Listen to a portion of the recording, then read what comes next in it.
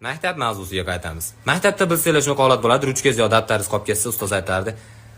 O'zing qolib ketmabsan-da derdi. O'zing qolib ketmabsan-da. Men o'ylardim, ustoz siz rostdan miyangizda o'ylaysizki, men o'zim qolib ketishni plan qilmadimmi? Men o'zi xohlab keldi bo'ladi, qo'lab beryapsizmi siz maktabda? Men o'zim xohlab keldim.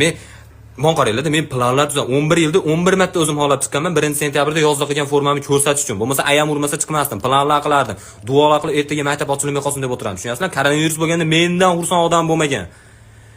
Tomdan sakrayversamki, u maktabdagilarni ishontira olmaysiz. Uydagilarni, misol, buva o'lib qoldi deb ishontirib olmaysiz. Bu o'zi o'tirgan bo'ladi.